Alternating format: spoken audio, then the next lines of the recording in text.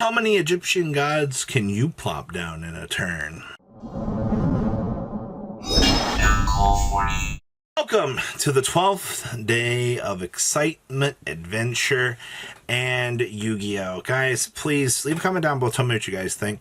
This is not how I want to end this series. I'm going to be honest with you. I truly wanted to have like evil twins.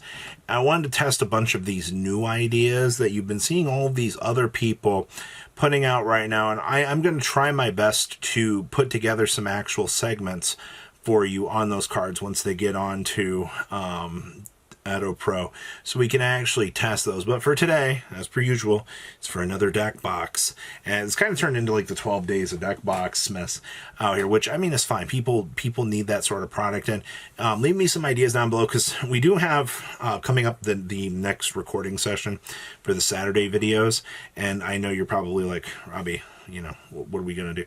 I have some Rescue Ace stuff planned from another friend because he's on a Rescue Ace kick right now, and there's a lot of other excitement. So today, I'm not going to lie to you, there's a pretty simple reason as to why I'm profiling this pile of what I'm going to consider absolute cinema and garbage and fun. There's always going to be that one deck that you're going to have out here that is going to be absolutely awful, that you have just played through the years and you just traditionally update it as each and every event kind of goes on.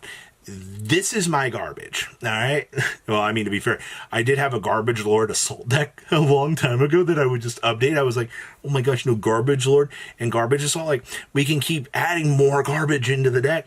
And, you would end on what, like, the Stardust Assault mode. Like, yeah, times kind of changed, but this is my garbage. I built this back in the very early days, because the thing I wanted to do out here was, I always loved the idea of the universal 13 and 0 pendulum scales. Being able to offload any strong monsters that you want out here and force your opponent to deal with it was always kind of a dream of mine. And I mean, sure, you could probably put some other cool strong boss monsters in here, because by definition, I think that this was always going to be like my jank Yugi deck. It's one of those things that you look at and you're like, hey, we can play the Dark Magician in here. We can also play Apprentice Illusion Magician in here to be our Dark Magician girl. And, the whole point of the deck is to pendulum summon out as many of these little stupidly strong cards as you can to be able to kind of, build a board. Now, progressively, you are going to want to see the Dark Worm. I never really put any of the really good cards in here, like the Foolish Burial stuff for the Dark Worm, because I never really thought that I would have the room for it. And I think your funniest interaction in here is going to come from this. True name. Now, for those of you that have forgotten, declare one card name and excavate the top card of your deck. If it's a declared name, add it to your hand. Then you can add it to your hand or special summon one divine monster from your deck. Otherwise, send it to the graveyard. Now, you can only activate one of these per turn. So you know what interaction gives us the ability to work with this? It's actually the Dark Magician, or the Dark Magical Circle. So, Dark Magical Circle on activation lets you look at the top 3 cards of your deck. Ooh, then you can reveal one of them as Dark Magician or a Spawn Trap card that mentions Dark Magician added to your hand, and then place the remaining cards on the top of the deck in any order, which you're going to know what order those are going to be. And then, if Dark Magician is normal or special, you can target a card your opponent controls and banish it. I mean, we don't really give too much of a shit about that idea.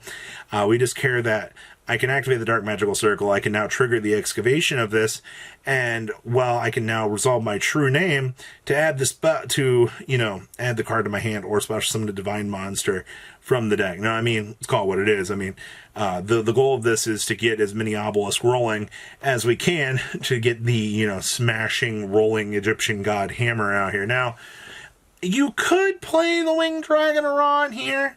I mean, realistically, your combo needs to be 0 to 13 scales up and running so that you can do your thing. And if you control a monster, you cannot pendulum summon. So you've already got issues. You got to get this stupid Geet Infinity to make sure that you're reading that you don't have a monster. Because your big problem here is the minute you get a monster, you cannot pendulum summon and do the broken things out here that you want this thing to be doing. Which is kind of where you have some issues with maybe this rolling on around out here, because traditionally it has to go be the searcher to get to these. So you do run into a mild inconvenience at certain times with that, but it's also not like you can't have the Eternal Soul blow up and clear your field, I guess. In all my years of playing this, there have been some really, really, bad hands here. Let me show you some of these hands. Like, okay, so you got the Dark Worm here, and you got the Dark Magical Circle. I mean, you're probably playing more of a Dark Magician shitboard here than anything. That's pretty awful. Lure of Darkness, I mean, if you can get the Dark Worm up and running and get rid of some of the little extra garbage there, that's not bad. Hey, look, Allure of Darkness. Too bad you're pitching that Apprentice to kind of keep going. Hey, look, we got True Name and the Dark Magical Circle. You've accomplished your anime dream here. You're putting an Egyptian god on the field. Too bad that Egyptian god's going to blow itself up because it was special summon at the end of the turn. Which, I mean, fortunately, I could work on...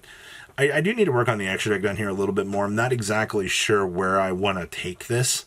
In terms of, link deployment, because, I remember some of the older builds, we just kind of tossed, Cleaford Genius in here. These need to come out for better generic link twos, just to kind of design and be able to see what you could kind of come up with in terms of that.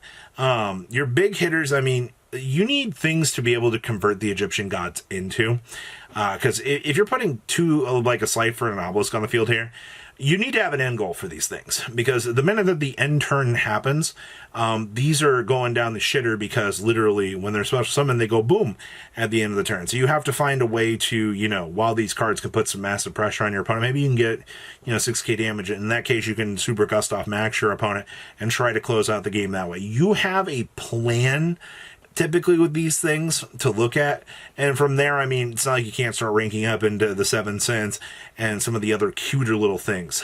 We did shove as many hand traps down here into the side deck as we can.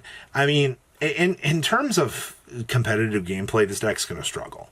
I'm going to be honest with you. But once again, if you got a friend group out here, you want to throw some shit, and you want to be like, haha, I'm Yugi Moto today, I'm the king of games. This is awesome. Like, this has been the most fun I've ever had. There was a time where we were doing anime duels on stream and things like that. And this was my deck. I was like, yeah, I'm Yugi Moto that came from the future. Like, I got the Gate Infinity in this. We're just rolling through Egyptian gods out here. But obviously, you can't get that same love and feel that you would with the Winged Dragon Ra with a pile like this, because you're not really... The Winged Dragon Ra isn't doing much to promote the game plan of this deck, because the Winged Dragon Ra just kind of comes down and just kind of is a question mark. So Ra never really is going to be much of a viable target. Obviously, I guess you could play more of the in-house support for these things too. We have the spell card that tributes 3 of your opponent's monsters to roll these things out. That is 100% an option. All right. You already saw that we had working going second Egyptian God Control out here, and it was a blast. There was so much that you could do, but there's nothing wrong. For the competitive players out here, this is going to be the most fun that you can have on a casual level. Just take, an Egyptian God deck and just go have some fun, man. Not everything has to be an absolute competitive shit show out here and things like that. So we are going to work on this. Like I said, to those of you that like Robbie, I think you're going to have some Evil Twin experience stuff out here. We will. All right, today was just a little bit of a callback to nostalgia, because with the Tournament of Madness this morning, I was having a blast, and we had a good time. And I actually was looking at this the other day. I was like, I adjusted a couple things for this video, but this was my annual tuning for this, just to be able to sit down and just go, you know what? I love my Egyptian God casual deck. So for those of you guys, leave a comment down below. Tell me what you have done for the holidays. Tell me what kind of cool gifts that you guys got. I really want to hear about your holiday experience. And, as we're heading on into the new year here, I have a lot of shit planned.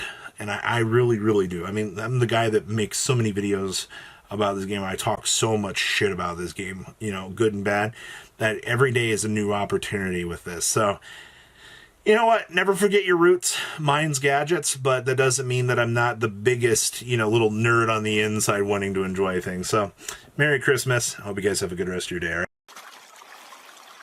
Patrons, thank you.